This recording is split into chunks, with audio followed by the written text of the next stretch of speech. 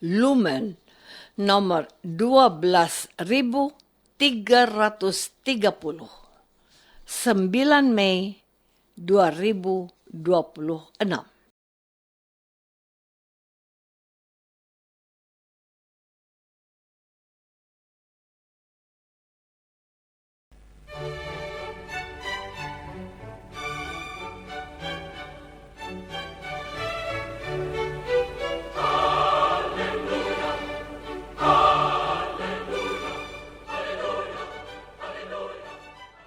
Saudara pendengar di segenap penjuru tanah air, selamat bergabung dengan Lumen Indonesia. Lumen Indonesia, siap melayani Anda setiap hari.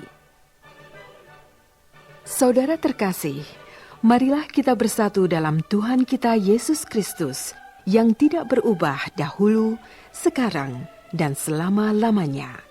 Allah Sang Maha Rahim mengasihi dan menerima sebagaimana adanya kita.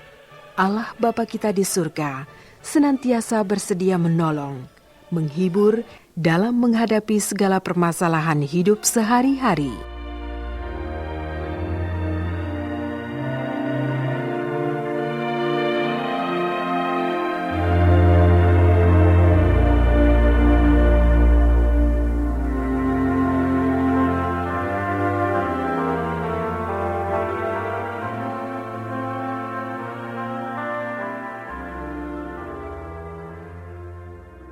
Saudara-saudari, marilah kita mendengarkan renungan dengan judul Dibenci Dunia.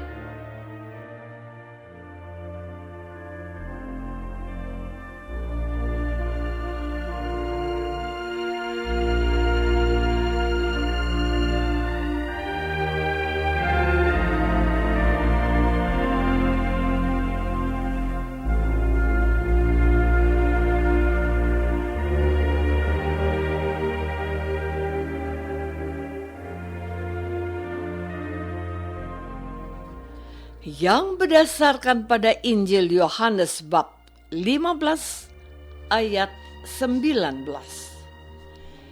Yesus berkata, "Sekiranya kamu dari dunia, tentulah dunia mengasihi kamu sebagai miliknya.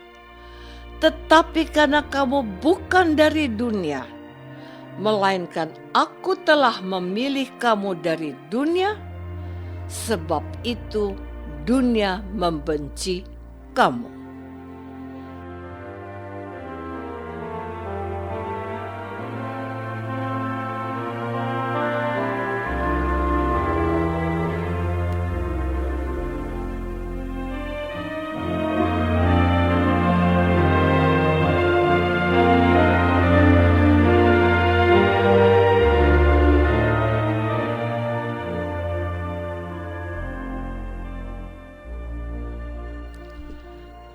Dalam nama Bapa dan Putra dan Roh Kudus.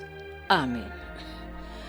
Saudara-saudari terkasih dalam nama Tuhan Yesus Kristus. Ajaran kasih yang Yesus wartakan dan hayati tidak serta-merta membuat Yesus diterima oleh semua orang. Kenyataan menunjukkan bahwa kehadiran Yesus di dunia tidak sepenuhnya diterima manusia, terutama para petinggi dan pemuka agama Yahudi. Sejak lahir, sudah ada upaya serius membunuh dan membinasakan Yesus. Adalah Herodes raja yang berkuasa di Israel saat Yesus lahir. Herodes mendengar sendiri tentang nubuat, yakni suatu ramalan yang pasti terjadi, bahwa akan muncul seorang raja, yaitu Yesus Kristus.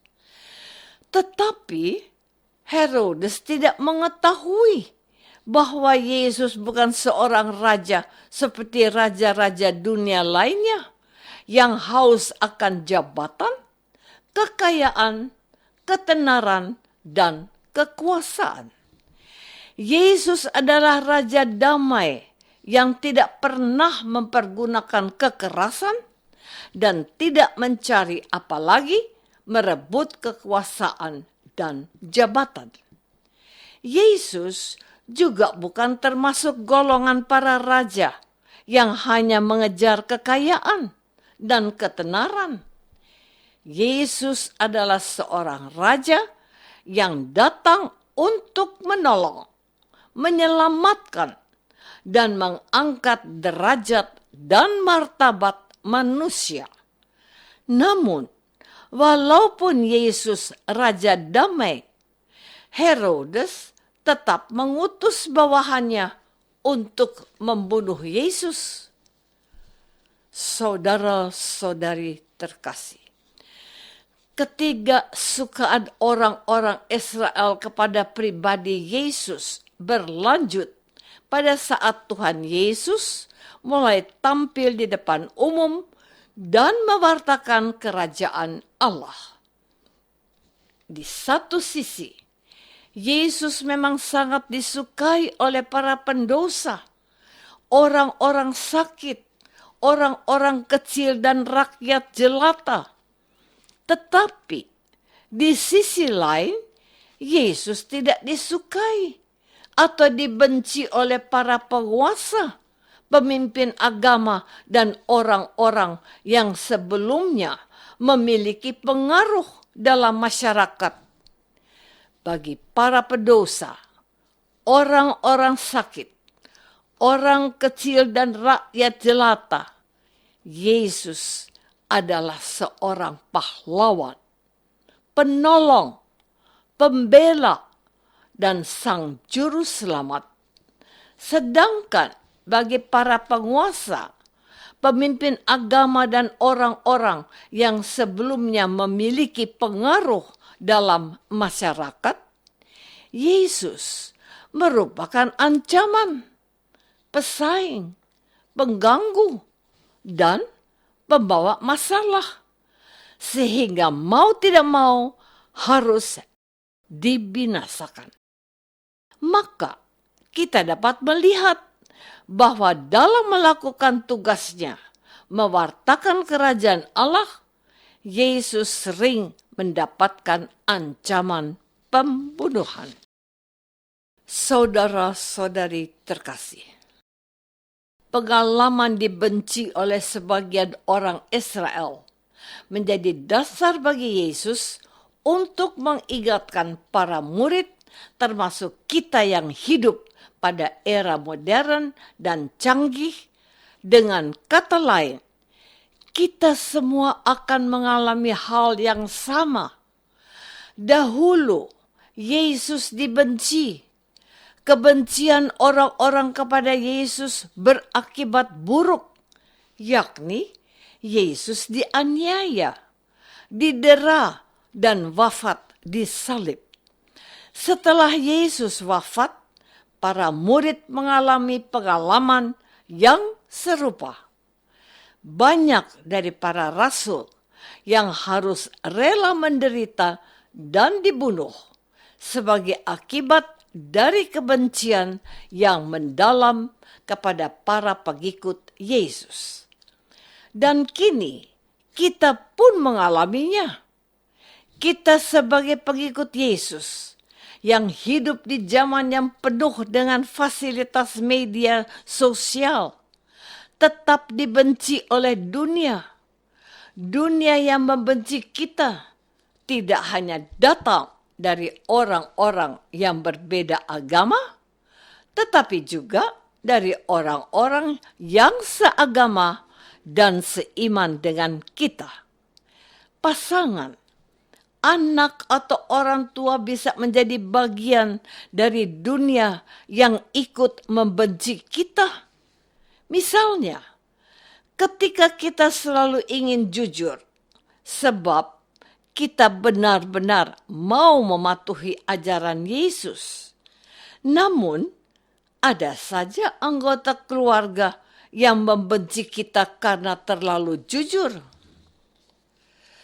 Saudara-saudari terkasih, pengalaman Yesus dan para rasul. Yang dibenci oleh dunia adalah sesuatu yang tidak kita harapkan dan rindukan. Tetapi tanpa kita sadari, pengalaman dibenci oleh dunia pada dasarnya hendak menguji sejauh mana kita mencintai Yesus. Orang-orang yang kurang mencintai atau asal-asalan dalam mencintai Yesus akan dengan gampang meninggalkan Yesus ketika mereka dikucilkan dan dibenci oleh dunia. Orang-orang yang demikian lebih memilih bersahabat dengan dunia termasuk kejahatan yang ada di dalamnya. Sementara orang-orang yang benar-benar mencintai Yesus tidak akan lari meninggalkan imannya kepada Yesus, meskipun mereka tidak hanya dibenci, tetapi juga dikucilkan dan dianiaya oleh orang-orang dunia.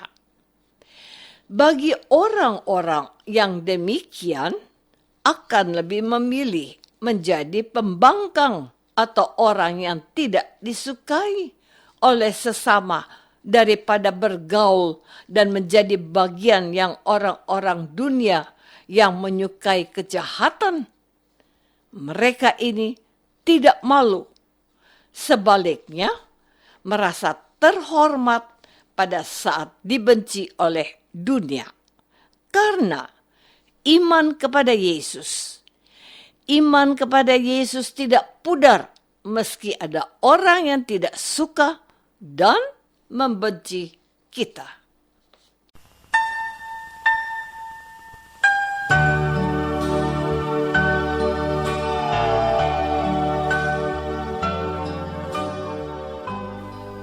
Saudara terkasih, marilah kita masuk dalam saat hening sejenak untuk meresapkan renungan yang baru saja kita dengar bersama dalam kehidupan iman kita masing-masing.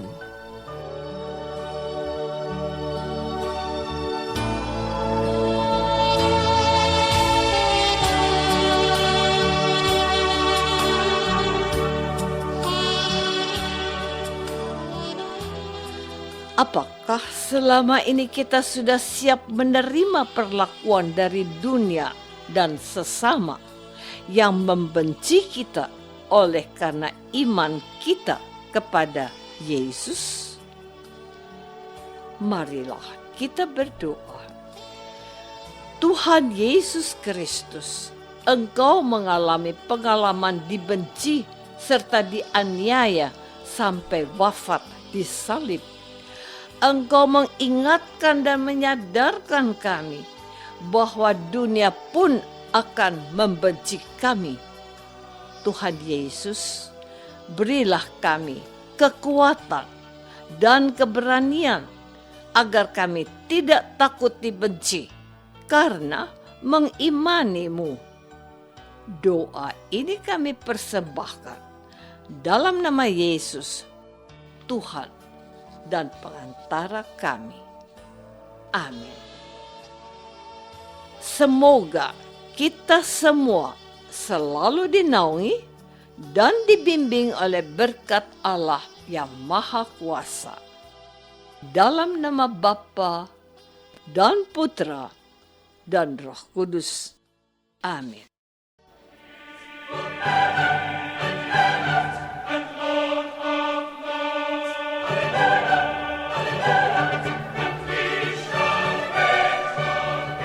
Dengan penuh kasih dan sukacita, Lumen Indonesia mengundang saudara-saudara seiman di segenap penjuru tanah air.